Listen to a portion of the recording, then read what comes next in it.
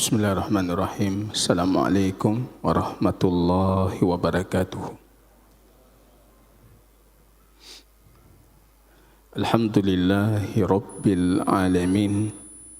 Wal aqibatu lil muttaqin fala udwana illa 'alal zalimin.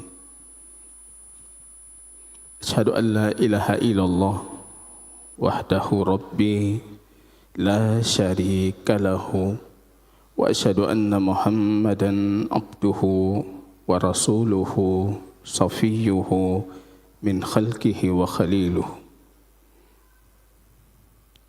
Ikhwatal iman, a'azzani Allah wa iyyakum jami'an. Puji dan syukur yang tiada henti kita panjatkan kehadiran Rabb kita Allah tabaraka wa ta'ala atas nikmat hidayah, taufik dan inayahnya kita bisa berkumpul di rumah Allah, mengkaji ayat Allah, mempelajari petunjuk dari hadis baginda Rasul sallallahu alaihi wasallam. Yang kita kaji jamaah kaum muslimin yang selalu saya sebutkan dengan afdal al-ulumi wa ashrafu al-ulumi, ilmu yang paling penting, ilmu yang paling mulia, ilmu yang paling istimewa, yaitu mempelajari tentang hak Allah dan hak Allah dari kita mentauhidkan Allah tabaraka wa ta'ala dan menjauhkan diri kita dari segala bentuk kesyirikan kepada Allah ta'ala. Kaum muslimin rahimani wa rahimakumullahu ta'ala, kita lanjutkan kajian kitab Tauhid fi Daw'i Aqidati Al-Imam Asy-Syafi'i rahimahullahu ta'ala. Sebagaimana diumumkan sebelumnya, pembahasan kita masih pembahasan yang sebelumnya kita bicarakan, yaitu hukum seputar tabarruk. Tabarruk yang kita definisikan di pertemuan sebelumnya dengan kesadaran hati untuk mendapatkan dan menggapai keberkahan, mengharap berkah. Tentunya ini tema yang sangat penting di kondisi masyarakat, di kondisi kita sebagai muslim hari ini hidup dalam kehidupan yang kadangkala nilai keberkahan itu jauh. Napeng, ada harta tapi tidak diberkahi, ada anak tidak diberkahi, ada istri tapi tidak diberkahi. Bahkan ibadah yang kita lakukan pun belum tentu ibadah itu ibadah yang diberkahi sehingga melahirkan ibadah yang baru. Ini kondisi jamaah kaum muslimin sepatutnya kita menjadikan sebagai bahan kita mengevaluasi diri kita, bermuhasabah, introspeksi diri. Kalau berkah itu jauh hilang di tengah-tengah kita, dan pentingnya menggapai keberkahan, karena sesuatu kalau sudah Allah berkahi itu cukup bagi kita. Kalau sesuatu tidak Allah berkahi, berarti kebaikan di dalamnya hilang, dan itu awal dari celakanya si hamba ketika yang dia punya tidak diberkahi. Dalam tema ini jamaah kaum muslimin yang Allah muliakan, kita akan mengkaji jenis tabarruk, jenis ngalap berkah yang dibolehkan dalam syariah atau yang terlarang. Di pertemuan sebelumnya saya memberikan satu kaidah penting yang seharusnya itu diingat oleh jamaah. Pemilik berkah itu hanya Allah Ta'ala. Satu-satunya yang punya berkah itu hanya Allah. Kalau dalam bahasa Arab ada kata tabarak, tabarakallah. Tabarakalladzi biyadihil mulku. Beberapa surah bahkan dimulai dengan tabarak. Itu sifat kekhususan Allah Rabbul Alamin. Tidak boleh kita katakan si fulan tabarak. Tabarak, pemilik kebaikan, pemilik keberkahan, pemilik keagungan, pemilik azamah, pemilik kesempurnaan. Itu hanya Allah Rabbul Alamin. Sebenarnya kalau konsep itu dipahami, itu sudah cukup untuk kita memahami pembahasan tabarruk. Ketika Anda paham berkah itu hanya punya Allah. Kalau Allah kehendaki memberikan bagian dari makhluknya keberkahan itu, maka yang diberikan itu menjadi mubarakan. Mubarak. Mubarak, Nabi Mubarak, Rasul Mubarak.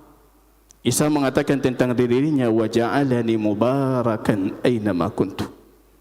Dimanapun aku berada, kata Nabiullah Isa, Allah jadikan aku penuh keberkahan.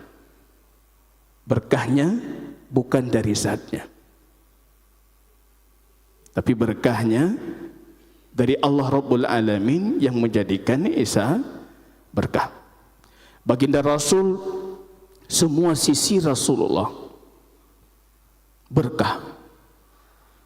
Hadirnya Rasul berkah. Sunnahnya Rasul berkah paling utama. Jasadnya Rasul, fisiknya Rasul, bahkan keringatnya Rasulullah berkah.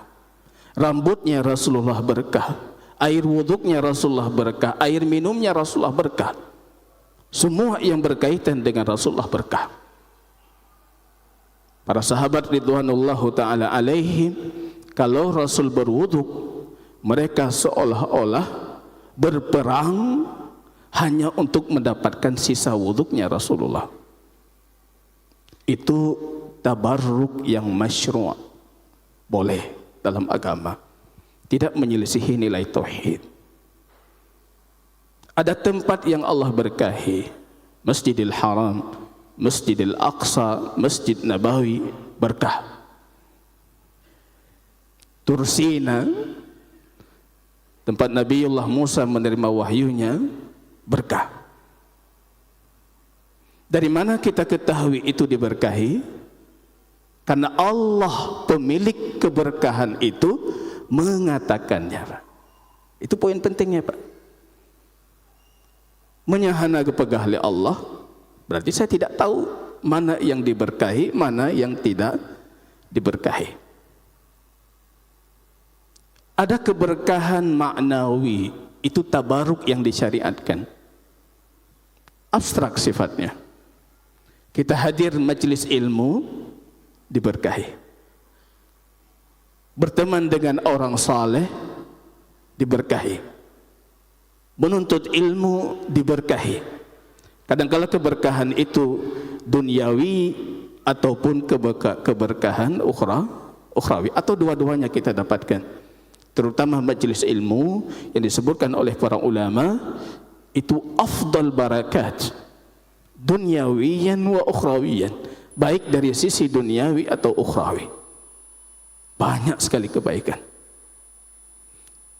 Tapi bukan itu yang menjadi tema tabarruk. Yang kita khawatirkan diri kita terjerumus ke dalam kesyirikan. Tabarruk dengan orang saleh, bukan secara abstrak maknawi, tapi secara fisik. Saatnya menyentuhnya dapat berkah. Air minumnya bisakah memberkahi? Mohon maaf, air liurnya bisakah memberkahi? Itu yang jadi ranah perselisihan di dalam kajian tauhid. Tabarruk dengan orang saleh. Yang kedua, nanti kita akan membacakan apa kata Al-Imam Asy-Syafi'i atau a'immah dari kalangan madhab Syafi'i tentang dua perkara ini. Yang kedua, mengambil keberkatan dari sesuatu yang mungkin terkait dengan Rasulullah tapi tidak zatnya Rasulullah. Dalam hal ini barangkali cuma satu pembahasan yang kita diskusikan, yaitu kuburnya Rasulullah. Haruskah kita menyentuh kubur Nabi ketika kita menziarahi makamnya? Tak gusuk-gusuk. Kita cium kuburnya. Kita ngalap keberkahan di kuburnya Rasul, atau mengambil bagian dari, kalau mungkin bagian dari tanah kuburnya, atau bagian dari sitar, dari kain yang menutupi kuburnya Rasul. Bisakah hal seperti itu mendatangkan keberkahan ataupun tidak? Jadi tidak benar kalau sekiranya disematkan kepada kalangan yang mereka mengatakan sunnah ini mereka anti ngalap berkah. Kita sangat mencari keberkahan. Kita harap keberkahan, Pak. Bahkan saya harus dengan jujur mengatakan, kita lebih mengharap keberkahan dibandingkan orang lain, Pak. Ketika Rasul kita mengatakan malaikat tidak masuk rumah yang di dalamnya ada anjing dan di dalamnya ada gambar. Rumah kami tidak mungkin ada anjing, tidak mungkin ada gambar. Kenapa? Malaikat itu mubarak. Allah berikan keberkahan padanya. Kalau dia masuk ke rumah, maka keberkahan itu akan ada di rumah kita itu. Jadi kita tidak bisa mengatakan malaikat cuma tidak masuk karena masalah apa. Bahaya. Kalau sekiranya malaikat tidak masuk, berarti rumah kita jauh dari keberkahan. Kita tidak mau, Pak. Hanjitna gambar, hanjitna anjing, karena itu menghalangi dari masuknya berkah ke rumah kita. Dan kita mengharap berkah. Jadi jamaah kaum muslimin rahimani wa rahimakumullahu ta'ala, kita kembali ke kitab yang sedang kita kaji, yaitu kitab Tauhid fi Dawi Aqidati Al-Imam Asy-Syafi'i rahimahullah. Kita bacakan di pertemuan sebelumnya, yaitu hadis tentang syajarah Al-Anwat yang dijadikan oleh bangsa jahiliyah sebagai tempat mereka menggantungkan senjata mereka sebelum berperang.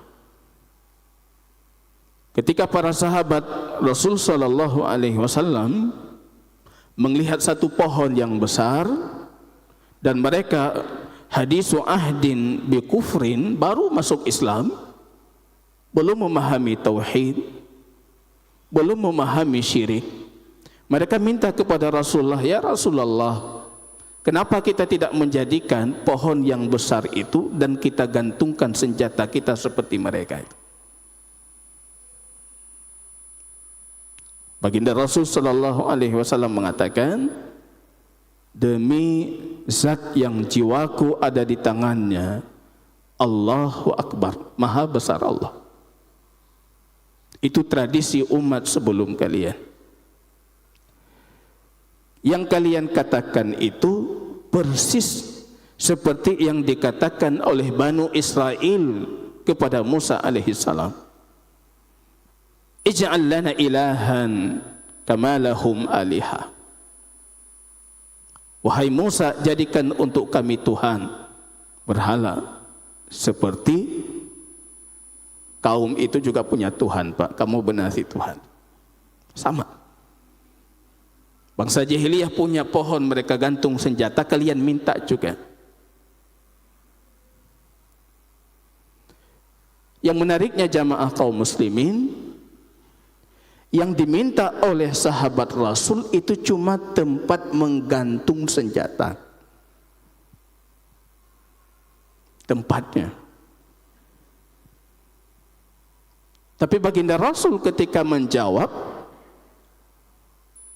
menyamakan permintaan mereka itu seperti permintaan Banu Israel yang minta Tuhan, Pak, diminta dibuatkan Tuhan. Karena syirik. Karena ini kufur, Pak. Ini yang sering kita hindari, Pak. Padahal baginda Rasul, kalau kita hukumi dari sudut mata ilmu tauhid, apakah permintaan mereka itu menjadikan mereka kafir? Ya tidak. Apakah permintaan mereka itu langsung otomatis menjadikan mereka musyrik? Ya tidak. Tapi kenapa baginda Rasul menyamakan yang mereka minta itu seperti minta Tuhan? Ini yang banyak hilang dari pemahaman kaum muslimin. Kita selama ini berpikir kalau syirik itu ya sembah berhala, Pak. Kalau syirik itu ya nyembah, sujud rukuk. Padahal semua hak Allah Ta'ala, ketundukan, ketergantungan, cinta, ketakutan, sekiranya ini kita berikan kepada selain Allah, itu juga ainus syirik, syirik yang nyata juga. Jadi ini sahabat kita di luar itu sering kita ingatkan, ini menjerumuskan ke syirik. Mereka akan menjawab mengatakan, kami kan tidak menyembah. Syirik itu bukan cuma sebatas rukuk dan sujud. Ini jamaah kaum muslimin rahimani wa rahimakumullahu ta'ala. Kita bacakan beberapa riwayat yang disebutkan baik dari Al-Imam Asy-Syafi'i, atau di sini dinukulkan juga dalam Majmu' Syarah Al-Muhazzab Al-Imam An-Nawawi, yang kita tahu kita masyarakat Asia Tenggara dalam pemilihan ikhtiar pandangan fikih Syafi'i, kita tetap mengunggulkan pandangan An-Nawawi di atas pandangan a'immah Syafi'iyah lain. Perihal mengharap keberkahan dari sisa orang saleh. Dan ini ada di tengah masyarakat kita, Pak. Ada tungku yang di depan rumahnya itu galon-galon aqua, botol-botol aqua sudah berbaris rapi, Pak. Gecok guyu, peduh, pujak. Datang jamaah mengambil, baik dengan ganti rugi uangnya atau tidak. Ketika mereka mengambil itu, kadang-kadang mereka menganggap itu memberikan kesembuhan, atau sekurangnya air itu mendatangkan kebaikan dan keberkahan. Ada, fenomena itu ada. Bahkan kadang-kadang hari ini kita dapati itu di video-video di media sosial, ludah, Pak. Bapak, ludah. Sebelum kita diskusi ini, boleh tidak apa pandangan madhab Syafi'i tentang perkara ini? Mau tidak kita melakukan itu dulu? Netim. Karena ketika kita diskusi ini tidak boleh bagi mereka yang mau. Yang tidak mau ya nggak perlu diskusi lagi, fikah netim pula. Mau? Dalilnya tidak ada. Walaupun kita dapati, kita harus jujur dalam menukilkan perkara ilmiah, banyak imam-imam besar Ahlus Sunnah yang membolehkan. Termasuk kalau di negeri Yaman, Imam Asy-Syaukani atau Ibnu Hajar Al-Asqalani. Tapi mereka masih memberikan dengan catatan jangan sampai terjerumus ke dalam kesyirikan. Boleh-boleh tapi hati-hati. Di sini dinukulkan satu riwayat.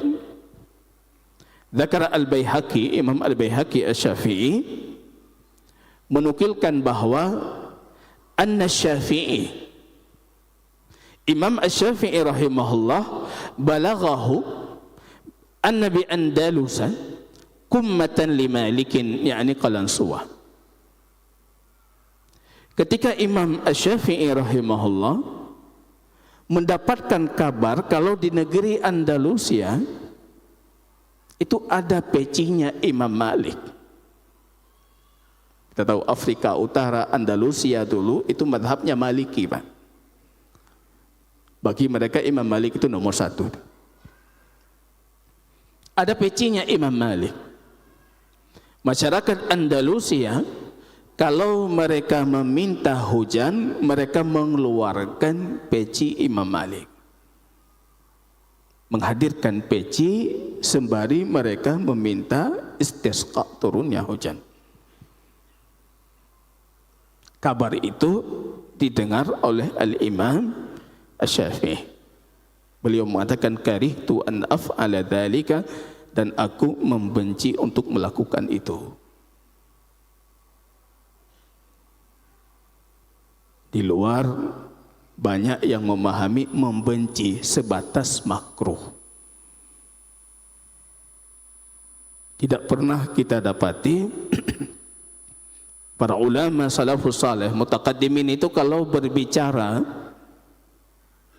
tentang hukum yang ayatnya tidak pasti di situ atau hadis, mereka berani mengatakan aku mengharamkan. Itu waraknya para imam. Enggak berani mengatakan ini haram, Pak. Lafaz yang bisa mereka gunakan cuma sebatas aku membenci. Tapi kalau kita teliti lebih lanjut, itu maksud dari kebenciannya haram. Bagaimana halnya dengan mengharapkan keberkahan dari membasuh, menyentuh atau mengambil bagian dari kuburnya Rasul sallallahu alaihi wasallam? Ini saya baca sedikit panjang, dinukilkan oleh Imam An-Nawawi dalam Majmu' Syarah Al-Muhazzab. Qala An-Nawawi rahimahullahu taala la yajuz ayyutafu biqabrihi sallallahu alaihi wasallam. Ini Imam Nawawi. Beliau mengatakan tidak boleh mengelilingi atau tawaf terhadap kuburnya Rasulullah. Kita berpikir hana, Pak, nah, jangankan kubur Rasulullah, kubur yang kita yakini para ulama orang saleh sebelumnya yang sudah wafat, banyak yang melakukan tawaf. Dan mereka mendakwakan madhabnya Syafi'i. Itu jauh dari madhab Syafi'i. La yajuz, kata beliau, tidak boleh mengelilingi kuburnya Rasul sallallahu alaihi wasallam. Wa yukrah ilsaqul dhahri wal batn bi jidaril qabr. Dan juga dibenci, atau kalau kita anggap hukumnya makruh, dimakruhkan menempelkan punggung ataupun perut ke kuburnya Rasul. Ini alhamdulillah kuburnya Rasul Allah berkahi dengan penjagaan.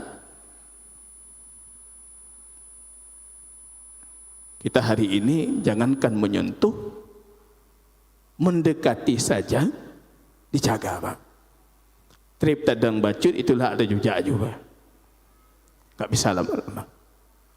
Karena kenapa? Dulu ketika dilonggarkan banyak muncul fenomena kesyirikan di kuburnya Rasulullah. Di Uro Jum'an ipegli kubur. Dulu masih ada lubang. Saya teringat tahun 2012, tahun di bawah itu masih ada lubang. Banyak kaum muslimin yang menitipkan surat, menitipkan doa kepada Rasul melalui lubang lubang kecil. Orang Jumat ipeglih, ipetapat, bahasa Indonesia mandu.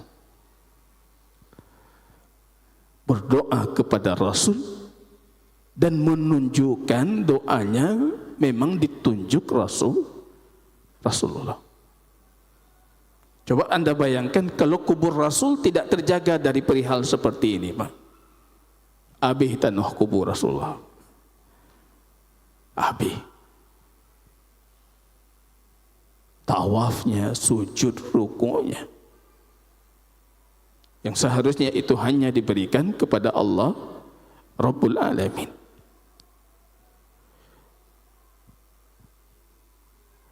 Qalahu Abu Abdullah Al-Halimi wa ghairuhu qalu wa yukrah mashuhu bil yad wa taqbilu.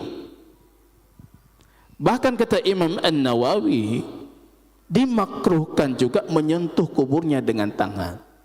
Tentunya dengan mengharap keberkahan. Kalau kita sentuh-sentuh tanpa mengharap tabarruk, ya tidak ada masalah. Sentuh kebutuhan gitu. Ini sentuh mengharap keberkahan. Atau mencium kuburnya, Pak. Ini dalam madhab seperti itu. Makruh hukumnya. Bal adab kata beliau, sejatinya etika dengan kubur Rasulullah Anda menjauh. Ini poin penting, Mbak.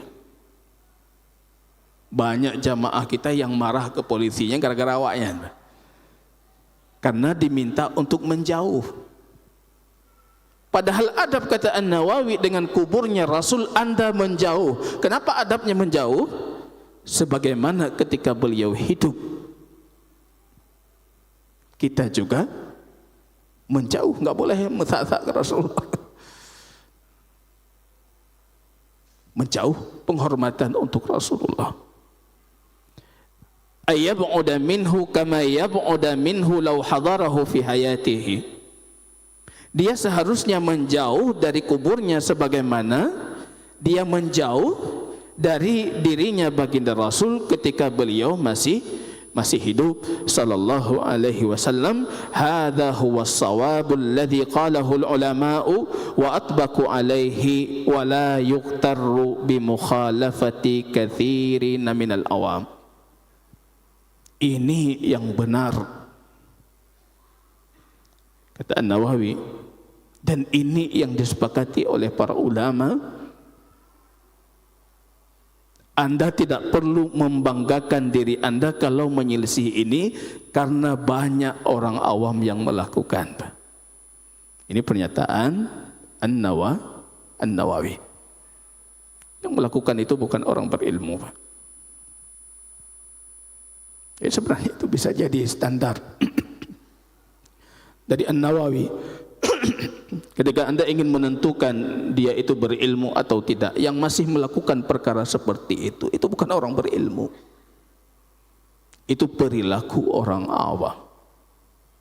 Banyak yang melakukan, banyak, tapi banyak itu tidak benar.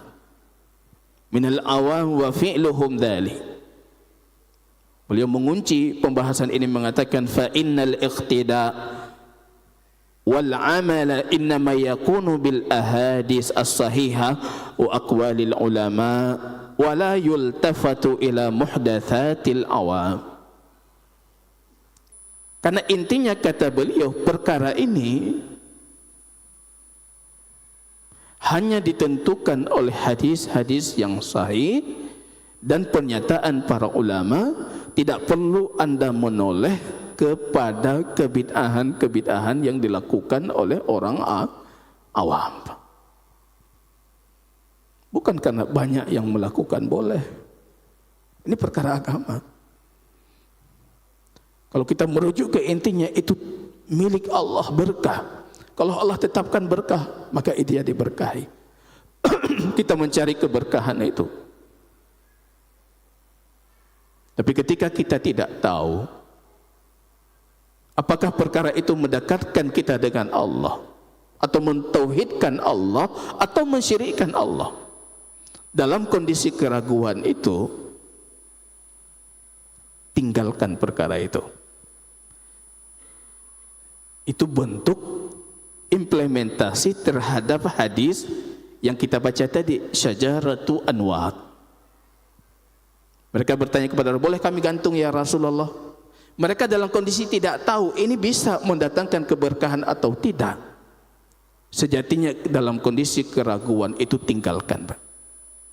Ini yang banyak menjerumuskan kaum muslimin ke dalam perkara kesyirikan, dalam kondisi ketidaktahuan mereka kalau itu syirik. Mengamalkan hanya dengan modal husnudzon, bisa jadi itu tauhid. Kubahaju. Resiko besar kalau itu syirik. Bisa menggugurkan kebaikan, bahkan bisa mengekalkan kita dalam keburukan nerakanya Allah. Tinggalkan. Ketika Anda yakin ini tauhid, ini ibadah, lakukan. Justru yang mengherankan, yang kita yakin itu ibadah, yang kita yakin itu berpahala, itu tidak kita lakukan, Pak. Yang kita cari justru area remang-remang tadi, yang belum jelas ini ibadah atau bukan ibadah, tauhid atau bukan tauhid. Ini jamaah kaum muslimin rahimani wa rahimakumullah taala. Imam An-Nawawi mengatakan wala yultafatu ila muhdatsatil awam wa ghairihim wa jahalatihim. Enggak perlu kita menoleh kepada kebodohan mereka, perkara-perkara baru yang mereka lakukan. Wa qad sabata fi sahihaini an Aisyah radhiyallahu taala anha anna Rasul sallallahu alaihi wasallam qala man ahdasa fi dinina ma laysa minhu fahuwa raddun. Yang melakukan perkara baru dalam agama kami dan itu bukan bagian dari agama kami, maka perkara tersebut tertolak. Nasihat saya di penghujung kajian. Kita dengan pengurus sudah menyepakati sekali pertemuan satu pembahasan, Pak. Berhabis bertuntas. Cari berkah. Ikuti jejak berkah itu dari petunjuk Allah dan Rasul. Banyak sekali keberkahan yang sudah Allah berikan. Ada keberkahan amal. Yang paling Allah berkah itu mushaf Al-Quranul Karim. Sumber keberkahan. Jangan tinggalkan itu. Yang pusat berkah apa? Anak pilih ngalap-ngalap. Itu sumber berkah. Kemudian ikuti sunnah-sunnah Rasul. Yang kadangkala sunnah kecil, tapi keberkahan kebaikan di dalamnya besar. Kemarin di tempat lain saya baca satu hadis Uqbah ibnu Amir. Uqbah masuk kajian di majelisnya Rasulullah, datangnya terlambat. Rasul kita sallallahu alaihi wasallam mengatakan, "Ma minkum min ahadin." Tidak ada satupun dari kalian yang menyempurnakan wuduknya di rumah. Pergi ke masjid. Ya salat 2 rakaat. Biqalbihi wa wajhih. Hati dan wajahnya hanya Allah yang dia cari. Kecuali dosanya yang sudah lampau itu diampuni.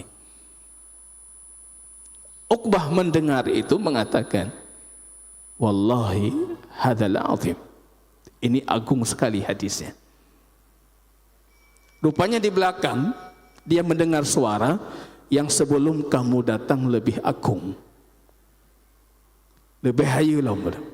Kamu belum datang. Saya lihat kamu datang terlambat. Ketika ditoleh ke belakang rupanya Umar ibn Khattab. Dalam majelis itu dia bertanya apa hadis sebelumnya. Amalkan hadis ini.